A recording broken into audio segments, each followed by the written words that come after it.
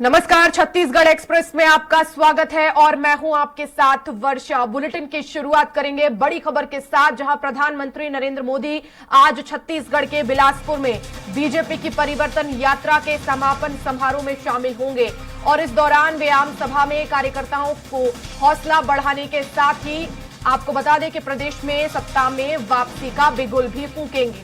3 महीने में पीएम का यह तीसरा छत्तीसगढ़ का प्रवास होगा और इसके पहले वे रायपुर और रायगढ़ में सभा ले चुके हैं। तो प्रधानमंत्री नरेंद्र मोदी आज छत्तीसगढ़ के दौरे पर रहेंगे और परिवर्तन यात्रा के समापन समारोह में शामिल होंगे। बिलासपुर का दौरा रहेगा पीएम मोदी का।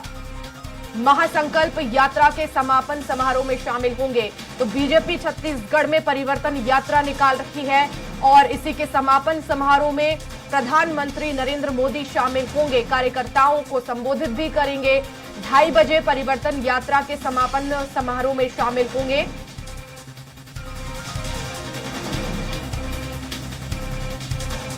तो बिलासपुर का दौरा रहेगा आज। परिवर्तन महासंकल्प यात्रा के समापन समारोह में शामिल होंगे। दोपहर 1:30 बजे दिल्ली से रायपुर एयरपोर्ट पहुंचेंगे, हेलीकॉप्टर से बिलासपुर जाएंगे, रायपुर एयरपोर्ट से सीधे, और 2:30 बजे परिवर्तन यात्रा के समापन समारोह में शामिल होंगे।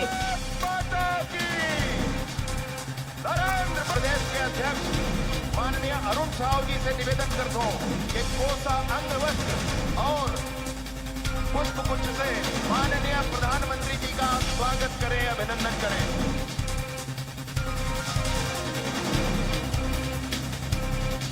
5 साल बाद वापसी करने का, और ऐसे में आज प्रधानमंत्री नरेंद्र मोदी पहुंच रहे हैं, बिलासपुर जाएंगे, परिवर्तन यात्रा के समापन समारोह में शामिल होंगे।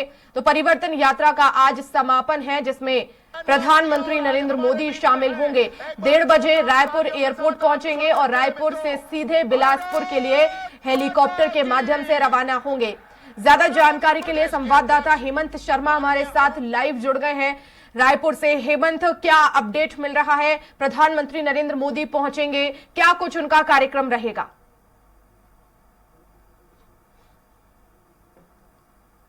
बीजेपी ने 2 चरणों में परिवर्तन यात्रा निकाली थी। 12 तारीख को दंतेवाड़ा से परिवर्तन यात्रा शुरू हुई थी, उसके बाद 14 तारीख को जसपुर से परिवर्तन यात्रा शुरू हुई थी और दोनों परिवर्तन यात्रा के जरिए लगभग 87 विधानसभाओं को बीजेपी ने कवर किया है और लगातार स्वागत भी जिस तरीके से हुआ उस परिवर्तन यात्रा के दौरान, वो भी तस्वीर सामने आई थी। कई जगहों पर बुलडोजर से भी वहां पर स्वागत हुआ था। इसके अलावा केंद्रीय मंत्रियों की टीम इस परिवर्तन यात्रा में शामिल हुई थी और अब जाकर पहले 28 सितंबर को इस परिवर्तन यात्रा का समापन होना था, लेकिन उसकी तारीख 30 सितंबर यानी आज की गई। प्रधानमंत्री नरेंद्र मोदी इस परिवर्तन यात्रा के समापन कार्यक्रम में शामिल हो रहे हैं। पहले से उनका शेड्यूल जारी कर दिया गया था। बिलासपुर के साइंस कॉलेज मैदान में ये ऐतिहासिक महासंकल्प रैली आयोजित होगी और सीधे तौर पर प्रधानमंत्री नरेंद्र मोदी लोगों को संबोधित करेंगे। इस समापन कार्यक्रम को लेकर बीजेपी ने काफी तैयारी की है। लगभग 1.5 लाख से अधिक लोगों के आने की संभावना जताई जा रही है और ट्विटर के माध्यम से भी लोगों को आमंत्रित किया गया था बीजेपी नेताओं की तरफ से। प्रधानमंत्री के पूरे अगर कार्यक्रम की बात की जाए तो लगभग 1:30 बजे के आसपास वो रायपुर पहुंचेंगे। रायपुर में सरकार की ओर से मंत्री अमरजीत भगत को नियुक्त किया गया उनके स्वागत के लिए और एयरपोर्ट पर मंत्री अमरजीत भगत प्रधानमंत्री नरेंद्र मोदी का स्वागत करेंगे और वहीं से सीधे हेलीकॉप्टर के जरिए प्रधानमंत्री नरेंद्र मोदी बिलासपुर पहुंचेंगे। बिलासपुर के साइंस कॉलेज मैदान में आयोजित कार्यक्रम में वो भाग लेंगे और उसके बाद आम सभा को उनके द्वारा संबोधित किया जाएगा। लगभग 6 घंटे तक वो छत्तीसगढ़ में रहेंगे और कार्यक्रम को संबोधित करने के बाद लगभग 4:30 बजे रायपुर आकर वापस वो दिल्ली के लिए रवाना हो जाएंगे। नजर इस ओर रहेगी कि आखिर प्रधानमंत्री यहाँ से क्या बड़ी घोषणा कर सकते हैं, क्या बड़ी सौगात यहाँ पर केंद्र सरकार दे सकती है। देखिए, निश्चित तौर पर और प्रधानमंत्री का ये तीसरा छत्तीसगढ़ दौरा है, जबकि आचार संहिता भी लागू हुई नहीं है। और उससे पहले जिस तरीके से प्रधानमंत्री दौरा कर रहे हैं, आम सभाएं ले रहे हैं छत्तीसगढ़ में, वो ये दिखाता है कि किस गंभीरता के साथ छत्तीसगढ़ में विधानसभा का चुनाव बीजेपी लड़ रही है। और 30 सितंबर तो आज वो बिलासपुर में आ रहे हैं, उसके बाद एक और कार्यक्रम उनका तय हो गया है। 3 अक्टूबर को वो जगदलपुर के दौरे पर रहेंगे। बैक टू बैक सभाएं प्रधानमंत्री की छत्तीसगढ़ में कराई जा रही है और छत्तीसगढ़ बीजेपी के लिए काफी महत्वपूर्ण हो गया है। और इसीलिए केंद्रीय नेताओं की टीम एक तरफ उतारी गई है, एक तरफ प्रधानमंत्री नरेंद्र मोदी दौरा कर रहे हैं।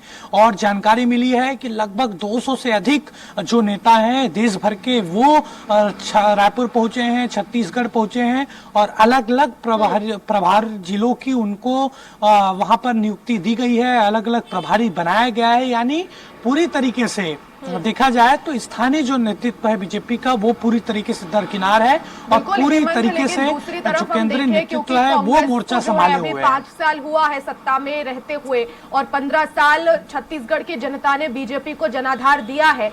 अब क्या कुछ बड़े फैक्टर यहाँ पर हो सकते हैं कि आने वाले समय में जो है वो बीजेपी को फिर से सत्ता में वापसी मिल सके? कौन से बड़े फैक्टर हो सकते हैं जनता के लिहाज से? हम देखें छत्तीसगढ़ में विकास, क्योंकि जाहिर तौर पर अगर 15 साल जनता ने समर्थन दिया है तो कुछ ना कुछ बात है और उसमें वापसी वो कर भी सकती है। तो क्या बड़े फैक्टर हो सकते हैं? देखिए, फैक्टर कई तरह के हैं, लेकिन जो मुकाबला है वो आसान नहीं होने वाला है बीजेपी की ओर से अगर देखा जाए तो।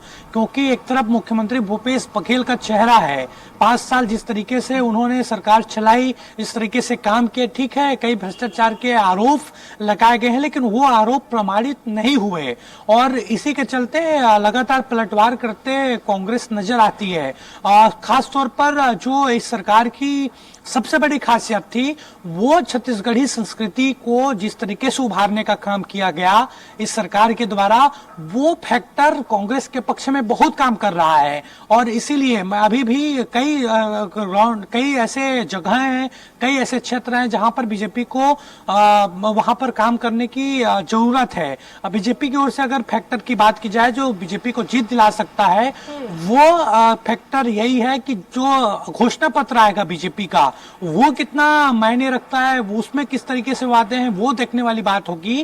क्योंकि इस बार का भी चुनाव किसानों को केंद्रित करके ही दोनों पार्टी लड़ेगी। ठीक है, कांग्रेस इस बार युवाओं और महिलाओं पर फोकस की हुई है, लेकिन कई सामाजिक संगठनों, कई किसान संगठनों से हमारी बातचीत हुई है।